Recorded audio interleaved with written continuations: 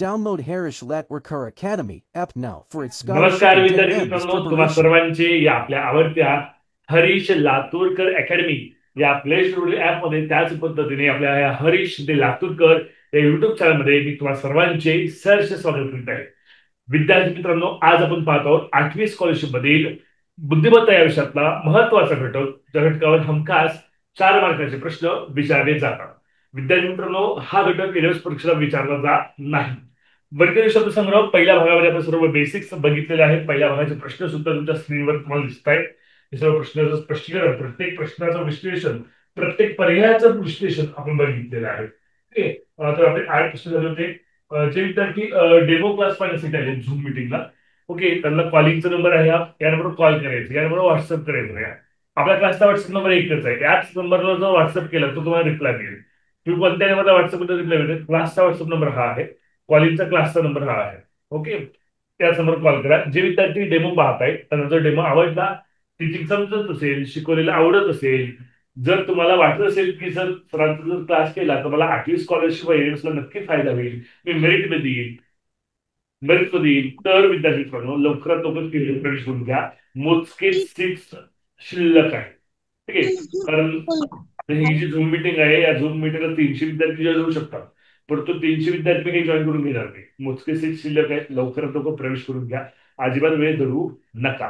ठीक आहे, समजा एखाद्या वेळेस तुमची इच्छा होईल की सरांच्या क्लासला मी प्रवेश घ्यावा, पण त्यावेळेस ऍडमिशन क्लोज झालेली असते, निर्णय तुमच्या हातात आहे. तर मग वेळ अजिबात वेळ होऊ नका, लवकरात लवकर प्रवेश करून घ्या. मी जास्तीत जास्त 2 ते 3 दिवस वाट बघणार आहे, मग ऍडमिशन क्लोज करून टाकणार आहे. ओके, चला. आजचा पहिला प्रश्न, कारण मागचा जो शेवटचा प्रश्न 7वा, आजचा 8वा प्रश्न. ठीक आहे, 8वा प्रश्न. 8वा प्रश्न आहे, प्रश्नाचा प्रकार सांगतो पहिला. गटाशी गटाशी गटाशी जुळणारी पदे पर्याय निवडा. गटाशी जुळणारी जुळणारी मी जे बोलवली ते सुद्धा तुम्ही लिहून घ्यायचे.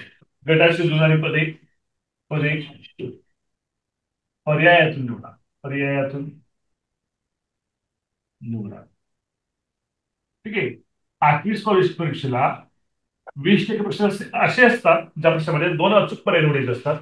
तर हे जे हा जो प्रश्न आहे, या प्रश्नामध्ये तुम्हाला सुद्धा 4 पर्यायापैकी 2 अचूक पर्याय निवडायचे. अचूक अचूक म्हणजे बरोबर 2 अचूक पर्याय निवडायचे आहेत. ओके, पर्याय निवडा. उत्तर सांगताना आपली मेथड रेज हँड करायचं, कोणी मध्ये मध्ये बोलणार नाहीये, कोणी डायरेक्ट उत्तर सांगणार नाहीये. ज्याचं मी नाव घेईन त्यांनाच अनम्यूट व्हायचं. मी सर्वांना म्यूट करतोय. ज्याचं मी नाव घेईन त्याला मी अनम्यूटची रिक्वेस्ट पाठवेन, तर अनम्यूट होऊन उत्तर सांगायचं. मध्ये मध्ये कोणी बोलणार नाहीये. त्यामुळं गोंधळ गलगाची इतर ऑनलाईन क्लास तुम्ही पाहता ते आपल्या क्लासला होताना दिसणार नाही. आपल्याला अशी एक शिस्त आहे, ती शिस्त मेंटेन करायचं. जो शिस्तीचं पालन करणार नाही त्याला रिमूव्ह केलं जाईल. ओके, तर आजचा पहिला प्रश्न, आजचा आणि या पाठाचा 8वा प्रश्न. गटाशी पण तुला एक गट दिलाय, जायांग. जायांग. ठीक आहे, परागगत याला इंग्लिश मध्ये काय म्हणतात जर तुला माहित असेल तर सांगा बरं.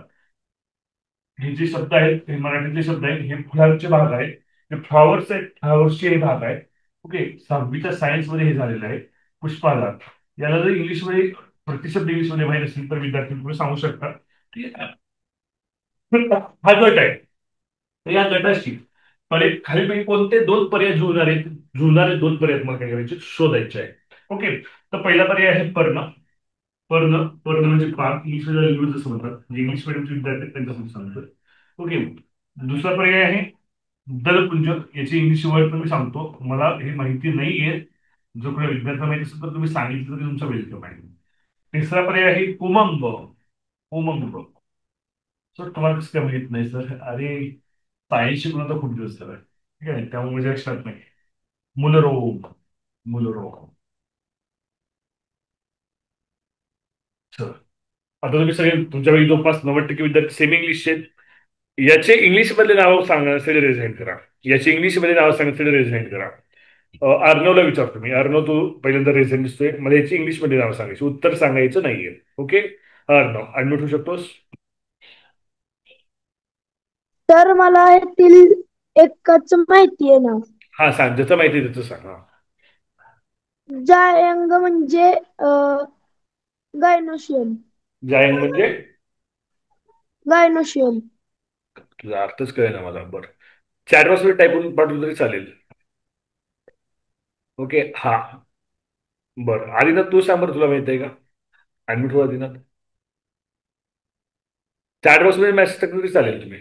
जायांग म्हणजे गायनोशियम आणि दलपुंज म्हणजे ओव्हरे. हो, तिचं स्पेलिंग सांगा, मला स्पेलिंग पाहत नाही. चॅट बॉक्समध्ये टाका, चला. हा, काय चॅट बॉक्समध्ये टाईप. ठीक आहे. हा, तर आपण याच्या इंग्लिशमध्ये सांगूया. जे इंग्लिश मीडियम विद्यार्थी आहेत तसं इंग्लिश मध्ये नक्कीच सांगूया. तोपर्यंत आपण घेऊया. पण तुम्ही टाकताय काय? गायनोसियम हे कशासाठी? जायंटसाठी. ओके, GY गायनो. पराक्रमसाठी काय इंग्लिशमध्ये? ओ ओरी. ओरी कशासाठी आहे? पराक्रमसाठी. ओके, ओरी पराक्रमसाठी करेक्ट आहे. आणि कोणत्या कशासाठी टाकतं ते पण सांगा ना मला. ओरी पराक्रमसाठी. पुष्पाधारसाठी काय आहे? पुष्पाधार मीच बघतो, तुम्हाला विचारण्यापेक्षा.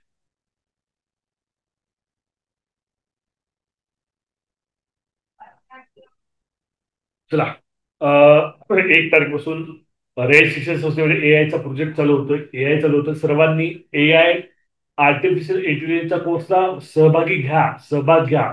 फी जास्त नाहीये, कमी फी मध्ये आहे. सहभाग घ्या, खूप शिकायला मिळते. मी सुद्धा एआयचा वापर करतोय आणि एआयचा वापर करून मला खूप शिकायला मिळते. एआय ही काळाची गरज आहे. त्यामुळे तुम्ही एआय शिकलं पाहिजे. त्यामुळे तुमच्या जर शाळेमध्ये आर्टिफिशियल इंटेलिजन्सचा जर कोर्स चालू असेल तर तुम्ही सर्वांनी तो आर्टिफिशियल इंटेलिजन्सच्या कोर्समध्ये सहभागी घ्या. ओके, दलपुंज म्हणजे ओंगळी. ओके, दलपुंज म्हणजे ओंगळी. ओके, असं सांगा. ठीक आहे, आपण विचारूया की एआयला विचारूया. ओके, एआयला विचार तुम्ही. Hey Pushpa. Harish, it's great to connect with you through voice. I'm Okay. here to chat, answer questions, brainstorm ideas, or just have a good conversation. You can speak to me as naturally as you would with any friend. Let's get started. What's on your mind today? Hi AI, पुष्पाधार या शब्दासाठी इंग्रजीमध्ये काय शब्द आहे? पुष्पधारचा इंग्रजीत पर्याय floral असू शकतो. तुम्हाला पुष्पधार म्हणजे नक्की कोणत्या संदर्भात विचारायचंय? पुष्पधार हे फ्लावरचा एक पार्ट आहे. पुष्पधार हा फ्लावरचा एक पार्ट आहे, त्याच्याबद्दल आम्हाला माहिती सांग.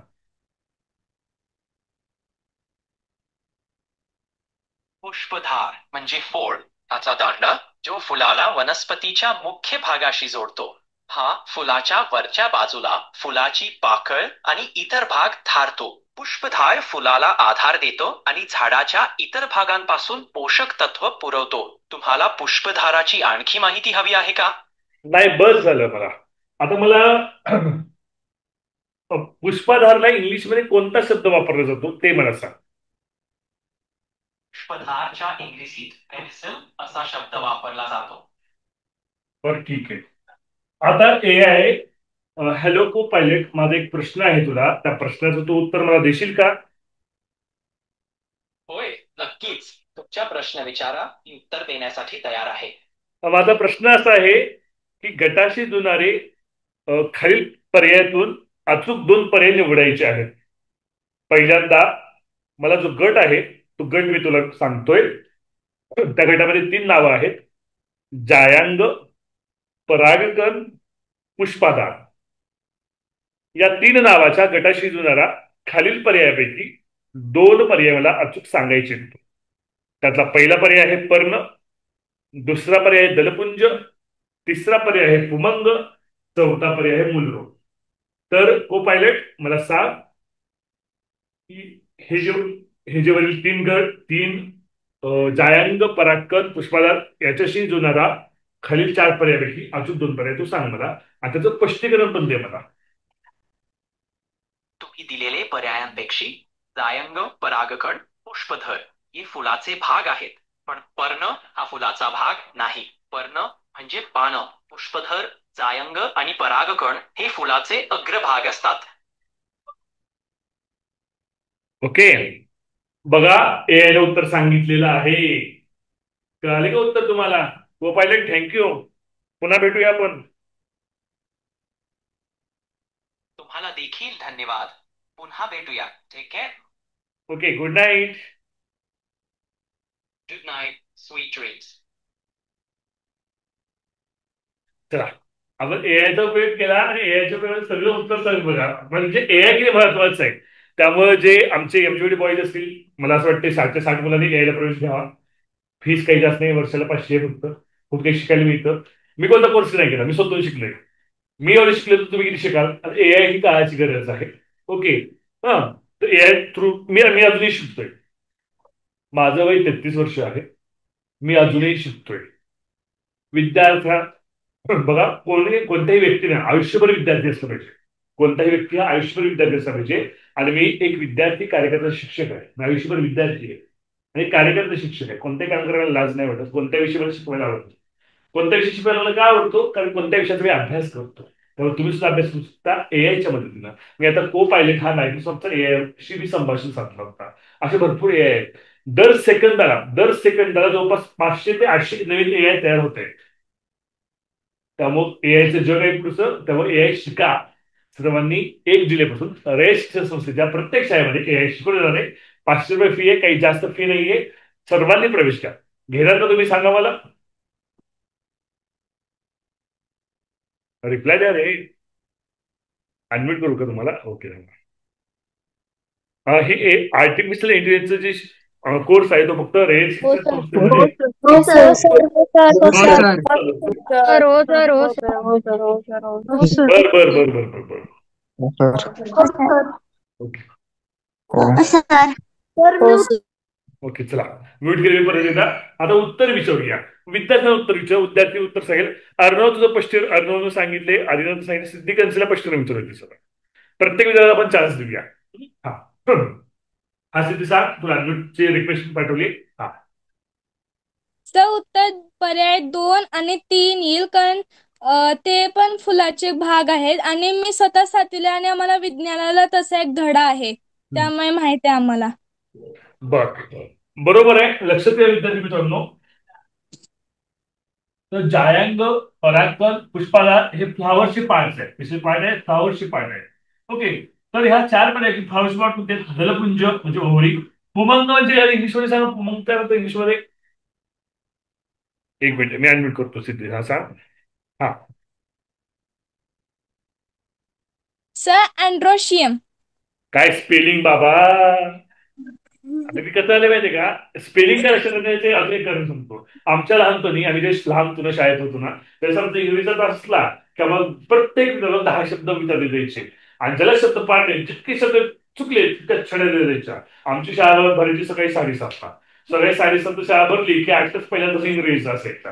आणि इंग्रजी हिवाळ्याच्या दिवसामध्ये छडी छमछम इतकी लागायची ना थंडीमध्ये, तर आम्ही शब्द पाठ करायचो. पण काय झालं, आता मोबाईल आलाय, स्मार्टफोन आलाय, आणि स्मार्टफोन काय करते, ऑटो करेक्ट करतं. म्हणजे एखादी स्पेलिंग तुम्हाला येत जरी नसते, तुम्ही अंदाज जरी टाकली तर ते ऑटो करेक्ट करतं. त्यावर स्पेलिंगच लक्षात राहत नाही. ठीक आहे. चला, अँड्रोसियम. चॅटमध्ये स्पेलिंग आली आहे. Woman spelling androecium. अँड्रोसियम. बघा, तुम्ही एआयच्या मदतीनं एआयचा जर सदुपयोग केला, सदुपयोग म्हणतोय, गैरवापर नाहीये. बरेच विद्यार्थी गैरवापर पण करतात. स्मार्टफोन आहे, एआय, त्याचा सदुपयोग करा, तुम्हाला खूप काही शिकायला मिळेल. ओके. चला तर विद्यार्थी पश्चिम आपण देऊया.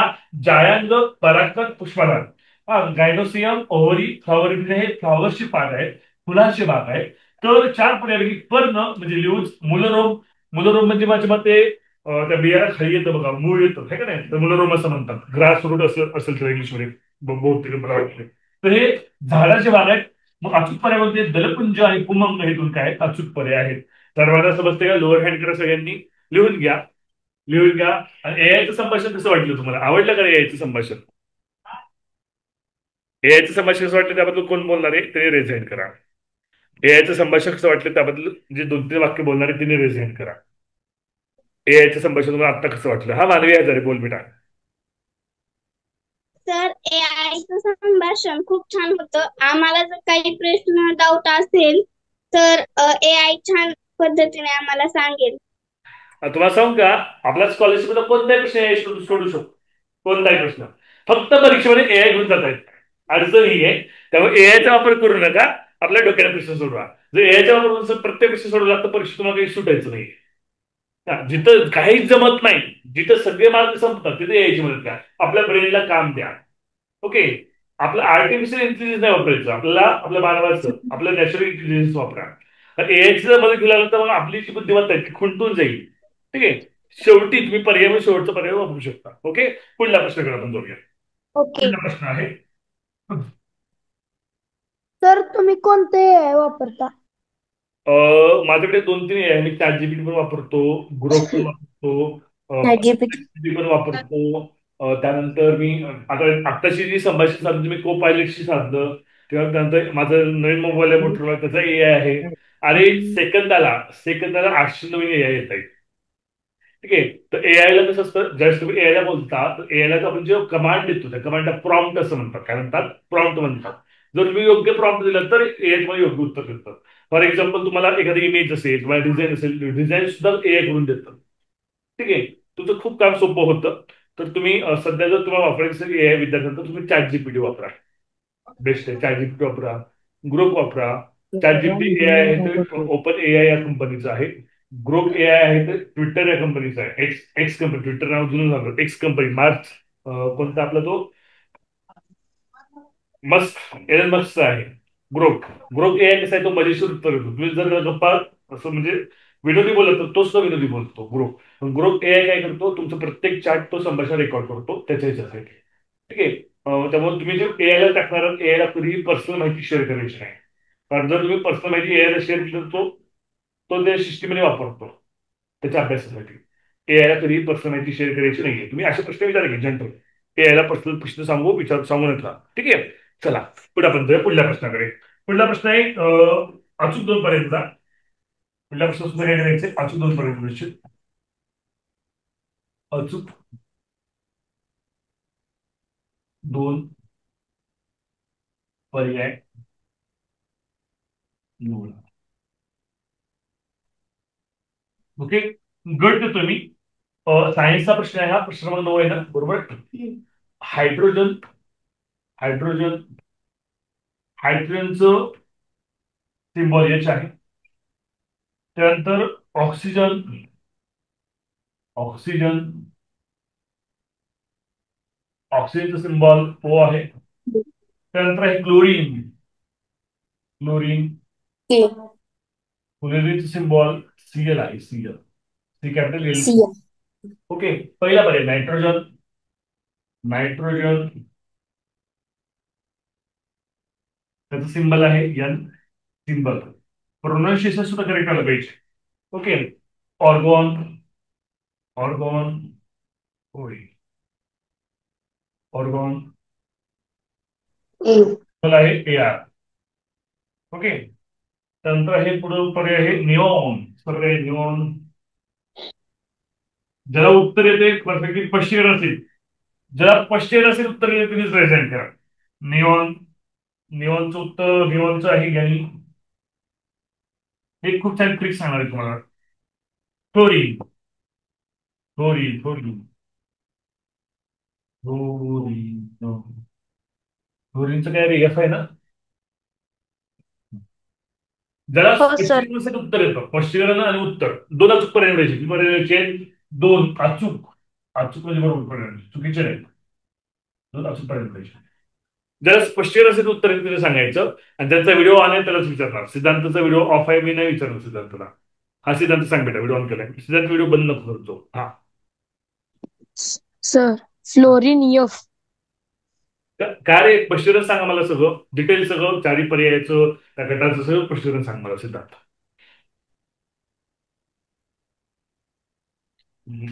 नाही येत. बर. हा सृष्टी जाधव तू सांग बेटा.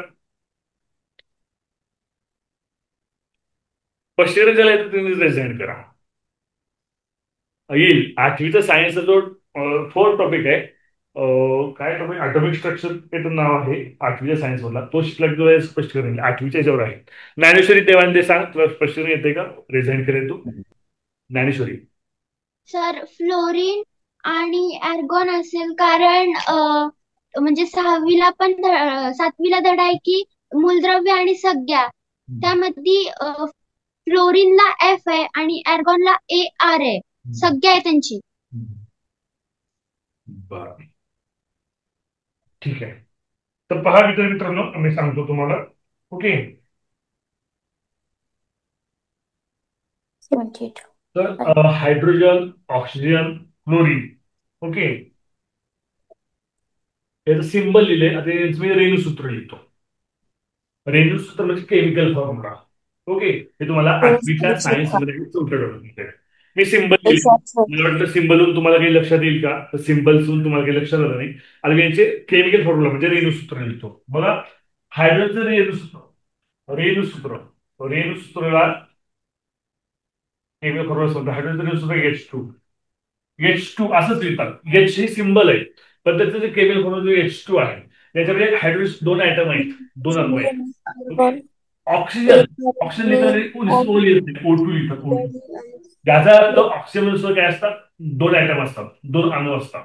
हा. क्लोरीन क्लोरीन कधी लिहितात Cl2 असंच येतं. हा, याच्यामध्ये सुद्धा क्लोरीनचे काय असतात, 2 अणू असतात, 2 आयटम्स असतात. ओके. मग पर्यावरण कोणतं आहे उत्तर सर 2 आयटम असलेलं? तर 2 आयटम असलेलं आहे बघा. नायट्रोजन N2 आपण लिहितो, 2 आयटम आहे. आणि त्यानंतर विद्यार्थी मित्रांनो आहे फ्लोरीन F.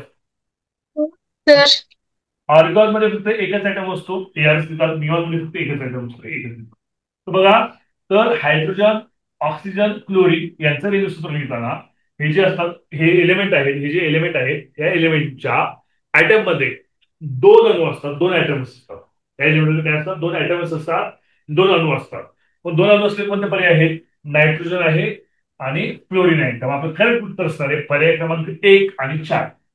आपलं करेक्ट उत्तर असणार आहे पर्याय क्रमांक 1 आणि 4. हा जो प्रश्न आहे तो तुमच्या 8वीच्या विज्ञानाच्या 4थ्या टॉपिकवर आधारित प्रश्न आहे.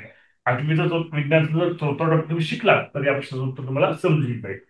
अजूनही याबद्दल काही अडचण असेल तर तुम्ही विचारू शकता मला ऍडमिट या प्रश्नासंबंधी. विचारा. काय अडचण आहे कुणाला? का समजले सगळ्यांना? पुढे जाऊया. पुढला प्रश्न लिहून घेतला सगळ्यांनी? पुढला प्रश्न आहे, पुढला प्रश्न मराठीवर जाऊया आता. 10वा प्रश्न आहे आपला. प्रश्न नंबर 10. मुकुंदराज. पहिला पर्याय मुकुंदराज. मुकुंदराज.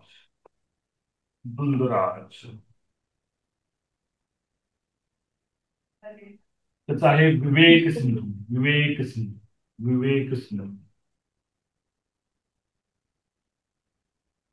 दुसरा पर्याय आहे कोणी पहिले? अरे लोअर हँड करा की, मानवी सिद्धांत सृष्टी हिमचा लोअर हँड करा ना.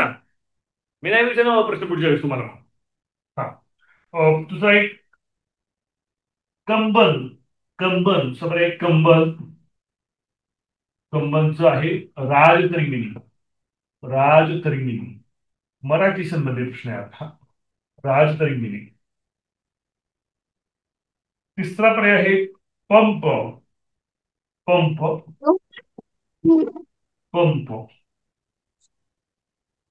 काय पंप. तर त्याचं उत्तर आहे आदिपुराण. हे काय आहे? हे लेखक आहेत आणि त्या लेखकाने लिहिलेले ग्रंथ आहेत. मुकुंदराज हा लेखक आहे, त्याने ग्रंथ लिहिला विवेक सिंधू. ओके. पंप हा लेखक आहे, त्याने ग्रंथ लिहिला आदिपुरुष. हा लेखक आहे, हा ग्रंथ आहे. ओके. त्यानंतर चौथा आहे जयदेव. मला वाटतं हे 6वीच्या इतिहासाला आहे का? 6वीच्या इतिहास, 6वीचा जो इतिहास आहे ना, त्याच्यामध्ये हे सगळे ग्रंथ आहेत. गीत बोललो 6वीच्या किंवा 7वीच्या इतिहासात मराठीत असतील. ओके. चला, एकाच सुद्धा रिझल्ट नाहीये. अरे बापरे, म्हणजे तुमचं सायन्स 6वीचं 7वीचं इतिहास वीक. हा श्रवण करून बेटा रिझाईन केलेस व्हिडिओ ऑन करून उत्तर सांग. स्पष्टीकरण असेल, फक्त उत्तर नाही सांगायचं, स्पष्टीकरण पण सांगायचं. हा श्रवण सांग बेटा.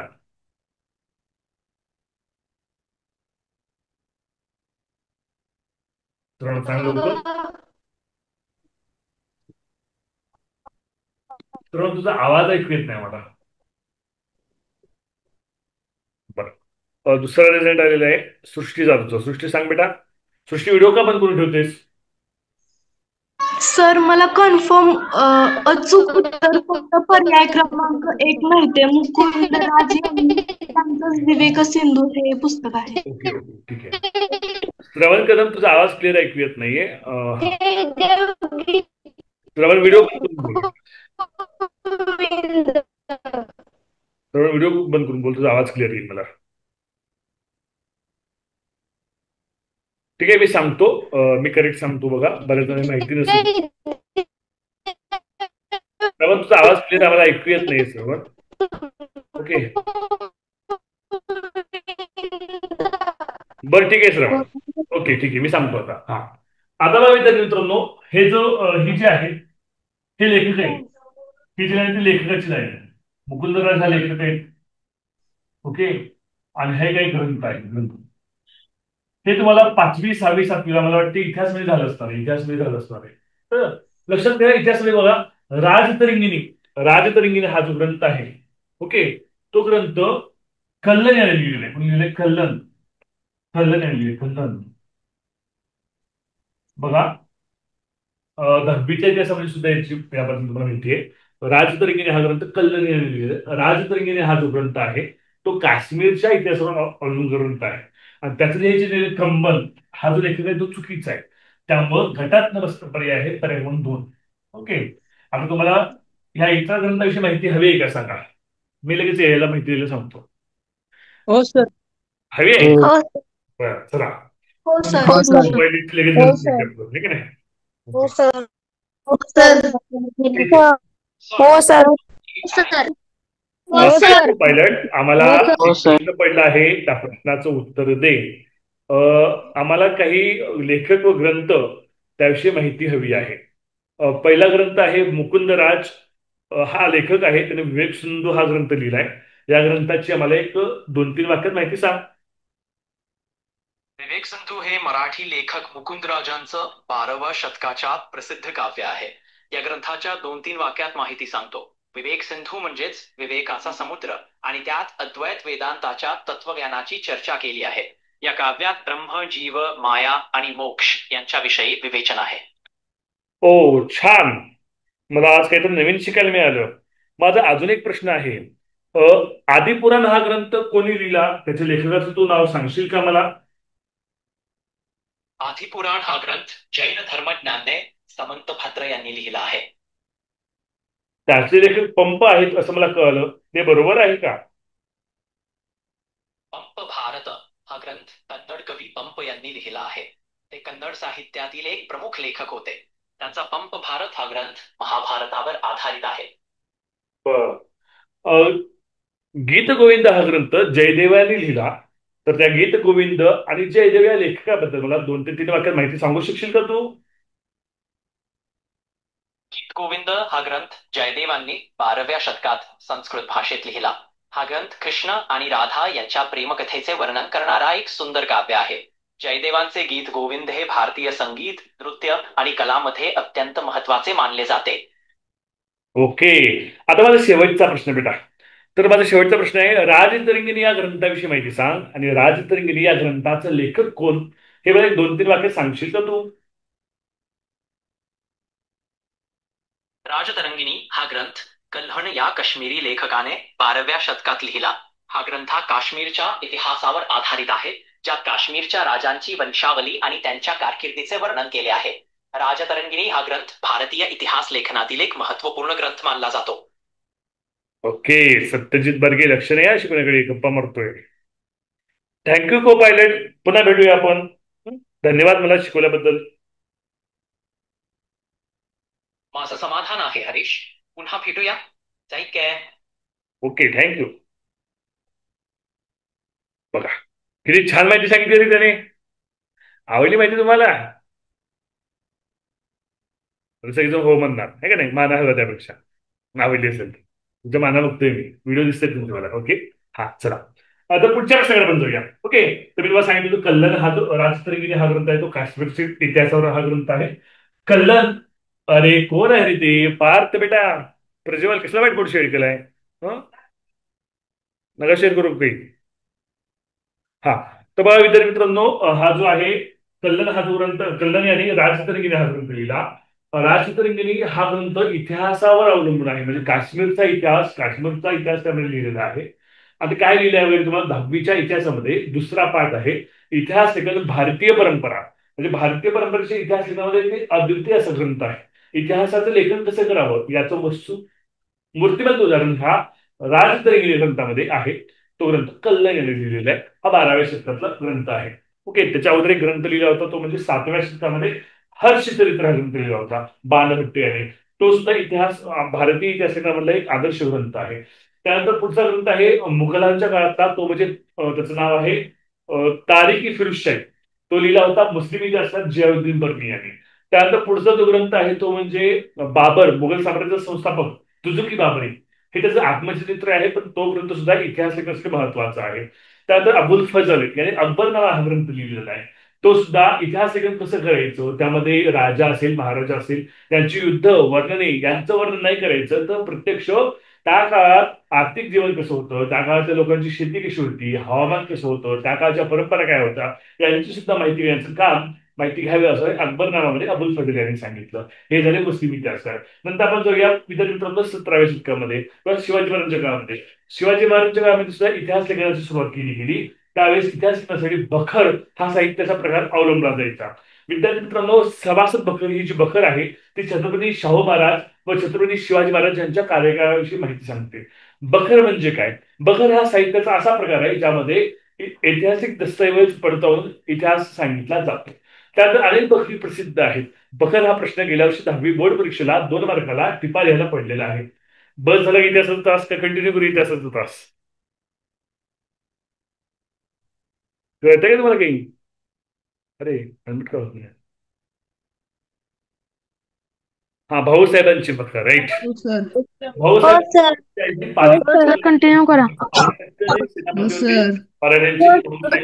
भाऊसाहेबांची बखर आहे. होळकरांची कैफियत ही सुद्धा बखर आहे. जे होळकर घराणं आहे मराठी साम्राज्यातलं त्यांच्याविषयी माहिती होळकरांच्या कैफियत या बखरीत आहे. बस हे कंटिन्यू करू इतिहासाचा तास 10वीच्या.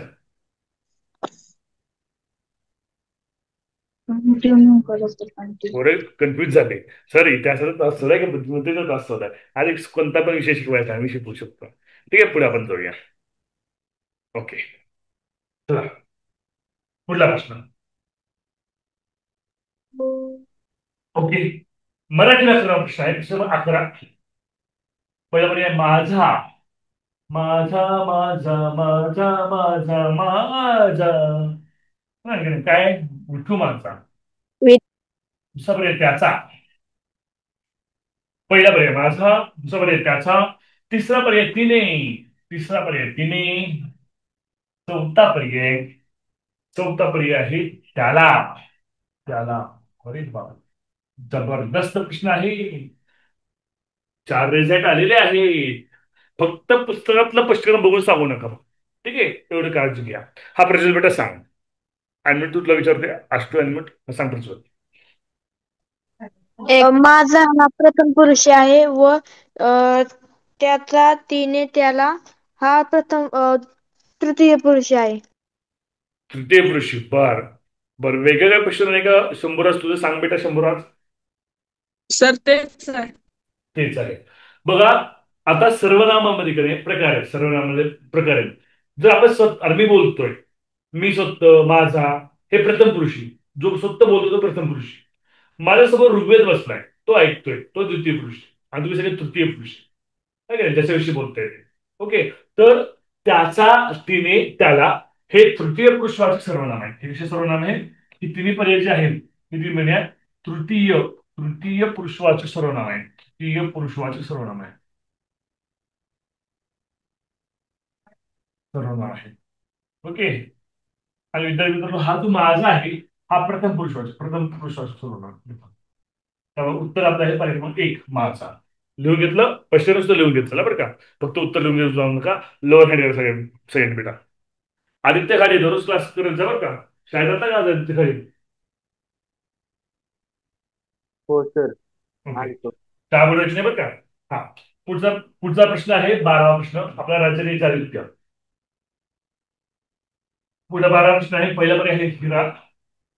हिरा हिरा हिरा दुसरा पर्याय कोक. कोका कोला आहे का नाही. तिसरा पर्याय आहे ग्राफाईट. ग्राफाईट हा सुद्धा सायन्स प्रश्न आहे. बहुतेक 8वीच्या सायन्सच्या पाठ्यपुस्तकावर हा प्रश्न दिसतोय मला. फुलेरिन फुलेरिन्स चौथा पर्याय पाहिजे तर. चौथा पर्याय फुलेरिन्स. ओके.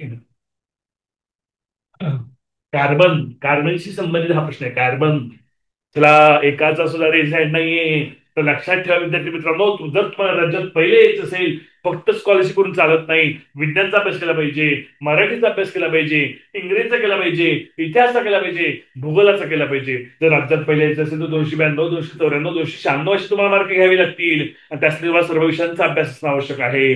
आणि हा प्रश्न आहे 8वीच्या सायन्सच्या पुस्तकातून, कार्बनशी संबंधित आहे.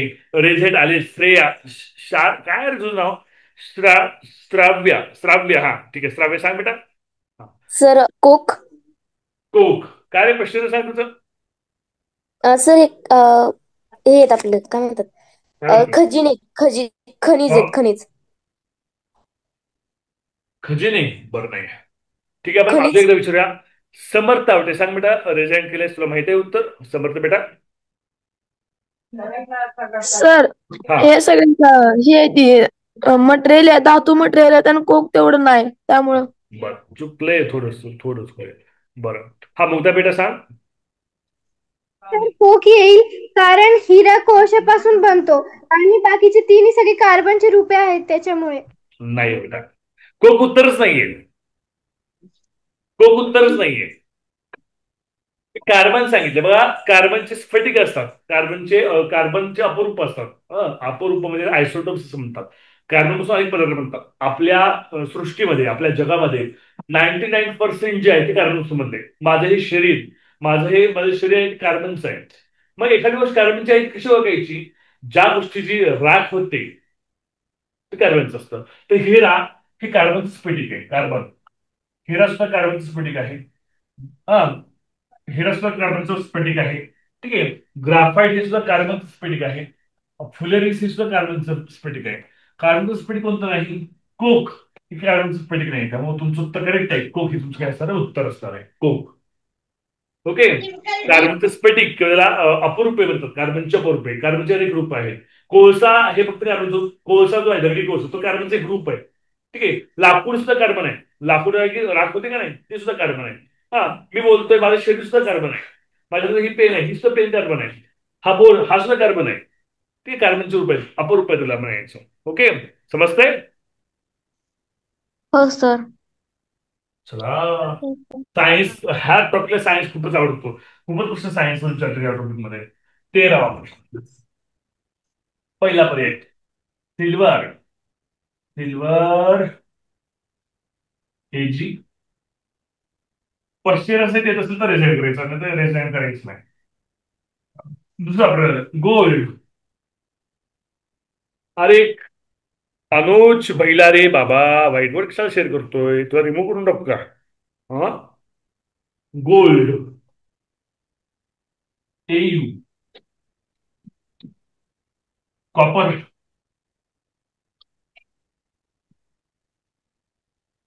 टीयू. पर्याय आहे मर्क्युरी. मर्क्युरी एफी. फेरस. गटात न बसणारा पर्याय शोधा. काय दिले आहेत. एलिमेंट्स दिलेले आहेत विद्यार्थी मित्रांनो. आता एलिमेंटचे सिम्बल्स दिलेत. एक एलिमेंट असा आहे सिम्बल चुकीचं दिलेले आहे. ओळखायचं आहे. ज्याने आतापर्यंत उत्तर सांगितलंय त्याला विचारूया. स्वरा तांबे बेटा सांग. Swara Tambe. Sir copper. Copper बरोबर आहे. कॉपर करेक्ट आहे. ओके आतापर्यंत उत्तर सांगितले. समृद्ध नाईक पाटील. सर मर्क्युरी येते कारण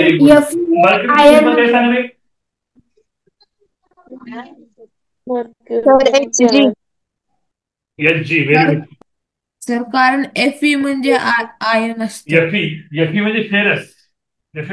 आयर्नच आयर्न लोखंड. ओके हे सिल्वर म्हणजे एजी करेक्ट आहे, गोल्डचं एयू करेक्ट आहे, कॉपरचं एयू करेक्ट आहे. आता हे जे सिम्बल्स आहेत ना ते लॅटिन का ग्रीक अशा भाषेवरून जे झालेले आहेत, मग त्यांचं सिल्वरचं लॅटिन का ग्रीक पासून एजी पासून होतं म्हणून ते एजी वापरलेलं आहे.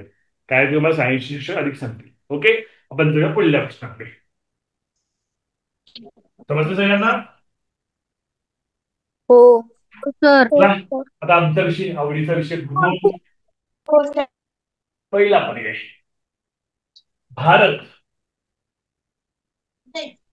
दुसरा पर्याय चीन. माईक मिट ठेवा बेटा, शिवम बेटा माईक मिट ठेव, घरातला आवाज ऐकू येतोय. भारत, चीन. तिसरा पर्याय पश्चिम आहे, पश्चिम असेल. Okay, Iran. चौथा पर्याय जर्मनी. जगात जर्मनी, भारतात परभणी. जगात जर्मनी, भारतात परभणी. परभणी माझी बहीण असते.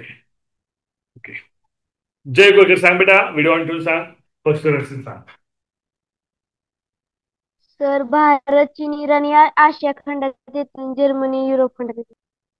उत्तर कोणतं आहे मग? जर्मनी. करेक्ट आहे. भारत, चीन, जर्मनी. इराण हे तिन्ही देश काय आहेत? आशिया खंडात असतात, आशिया खंडात येतात, आशिया खंड. जर्मनी हा जो देश आहे तो युरोप खंडात. युरोप. करेक्ट उत्तर सांगितलं जय गोयकरनं, अभिनंदन जय. आपण जाऊया पुढल्या प्रश्नाकडे. पुढला प्रश्न आहे, दोन पर्याय निवडा, दोन अचूक पर्याय निवडायचे. दोन. अरे बाबा, कोणाचा ऑन आहे माईक? सांगितले कळत नाही का? रिमूव्ह करून टाकू क्लासमधून. लोअर हँड करायचं यांनी, लयच लोअर हँड करून ठेवायचे. हा, तर दोन अचूक पर्याय निवडा. पुढला प्रश्न आहे, दोन अचूक पर्याय निवडा. काय मी काय करतो, सर्वांना म्यूट करून ठेवतो, नकोस मध्ये मध्येच बोलतात. दोन अचूक पर्याय निवडा. दोन अचूक पर्याय निवडा. पहिला गट आहे तुझं, गट करतो मी. गटाची पण निवडायचं. ओके, हळद, हळद. ओके, त्यानंतर आहे बटाटा, बटाटा, बटाटा. तिसरा आहे शेवंती. अरे शेवंती कुठे जाते तू? फुलवंती, शेवंती. चला, शेवंतीचा सुगंध चांगला असतो का नाही? पहिला पर्याय आहे जीवाणू. पहिला पर्याय जीवाणू. दुसरा पर्याय आहे शैवाल. शैवाल काय की सायन्सला हा टॉपिक खूपच आवडतो. तिसरा पर्याय आहे रताळे. अरे रताळ्यांनो लक्ष द्या, लिहून घ्या, रताळे. ओके, चौथा पर्याय आहे कांदा. कांदा, कांदा करू नका माझ्या वांदा. ज्याला पश्चिम उत्तर येते त्यांनी जर डिझाईन करायचे. दोन अचूक पर्याय निवडायचे आहेत. आतापर्यंत जिने उत्तर दिलं नाही त्यांना आपण संधी देऊया. ओम माने सांग बेटा, ओम माने.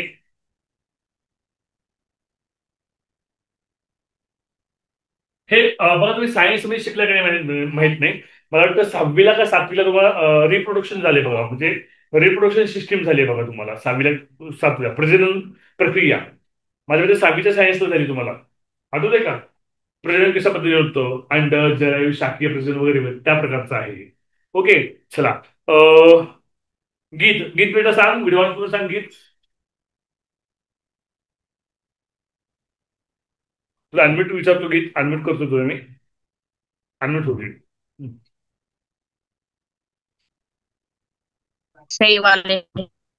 दोन पर्याय गीत आपल्याला.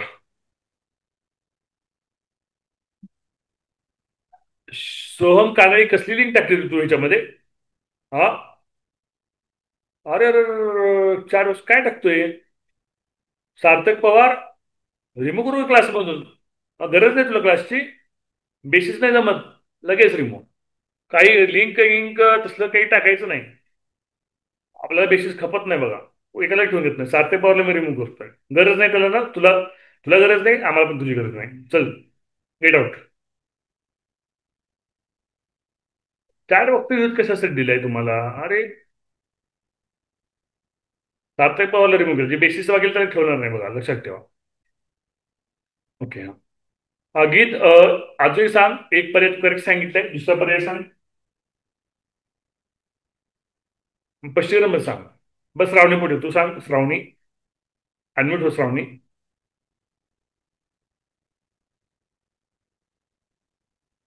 बोल. सर मी तिसरा. स्पष्टीकरण सांग सर्वांनी.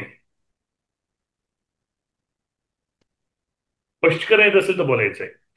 ओके. पार्थ मग एक स्पष्टीकरण असेल सांग. Parth MGD boys. Parth video on ठेवून सांग.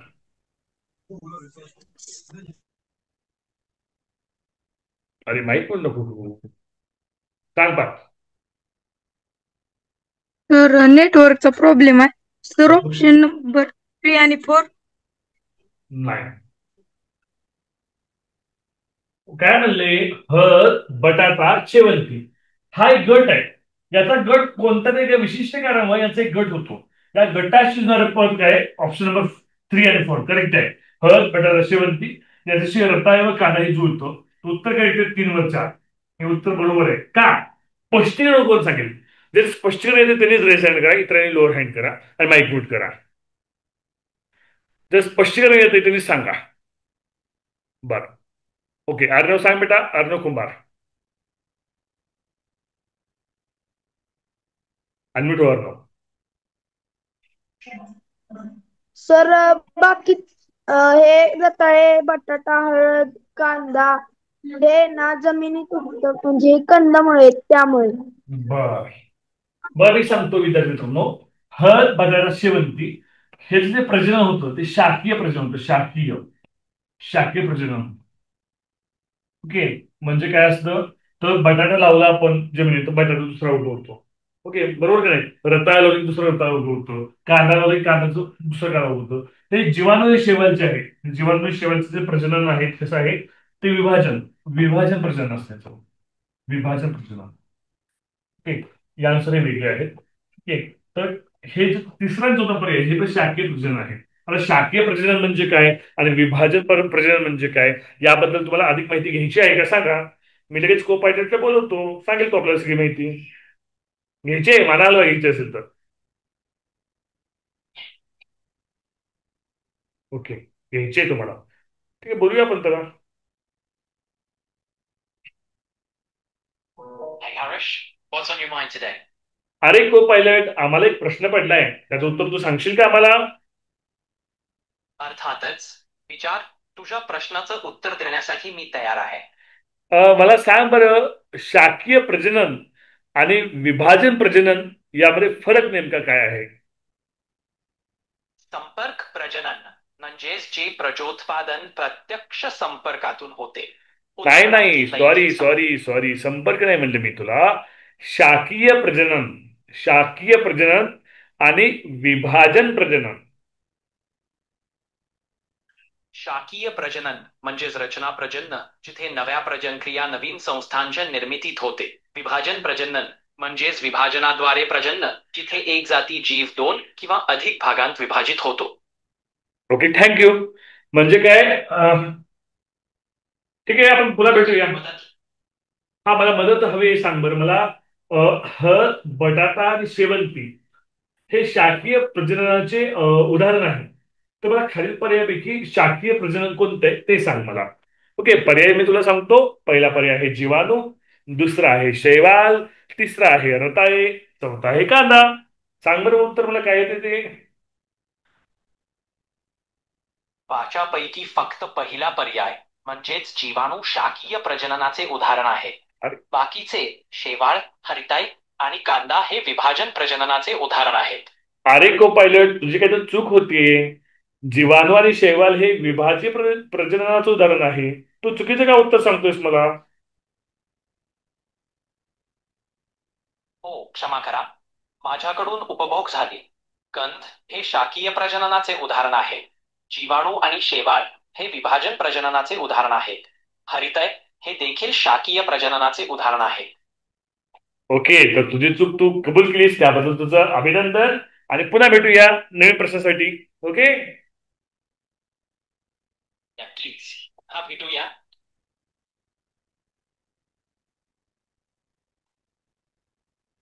छान आवडलं तुला संभाषण यासोबतचं.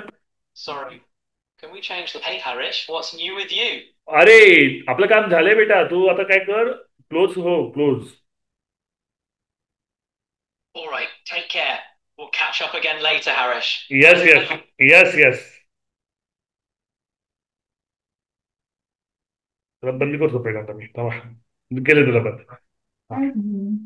ओके आता मी तुम्हाला आलो करतोय. छान कसं वाटलं को पायलट बद्दल संभाषण तुम्हाला? छान वाटलं सर. छान वाटलं सर. छान वाटलं सर. सगळेजण को पायलट डाउनलोड करून त्याची संभाषण साधलं का? संभाषण साधताना लक्षात ठेवायचं पर्सनल करायचं. ओके काही पण विचारा शिकायला मिळतो. ओके आणि रेड शिक्षण संस्थेचा जो कोर्स आहे 1 जुलैपासून चालू होतोय एआयचा आर्टिफिशियलचा तो सहभाग घ्या सगळ्या मुलांनी सहभाग घ्या. फी काही जास्त नाही 500 रुपये काहीच नाहीये. तुम्हाला शिकायला मिळते बेसिक तुम्हाला सर्टिफिकेशन मिळणार आणि आता एआयची सुरुवात झालेली आहे बरं का. एआयची सुरुवात झालेली आहे. थोडा वेळ घेऊ का 5 मिनिट एक्स्ट्रा वेळ घेऊ का मी आज तुम्हाला एआय संबंधी? हो सर. हा हो सर. तुम्हाला इंटरव्ह्यू दाखवतो राहिलेला आहे. तो इंटरव्ह्यू पाहिल्यानंतर मला एआय बद्दलचं नॉलेज मिळालं की मला एआय काय शिकलं पाहिजे ते मला कुठून कळालं. एक युट्यूब चॅनल आहे थिंक बँक नावाचं. Think bank. हो सर. ओके आता तुमची माईक मोठं असू द्या. थिंक बँकचा एआय चा व्हिडिओ मी ऐकलं होतं. एआयचं ऐकलं होतं एआय त्याचा पॉडकास्ट असतो त्याचे इंट्रो असतो थिंक बँकचे. तर त्याचं मी ऐकलं होतं. थोडं छोटासा मी ऐकलं होतो एआयचं वगैरे.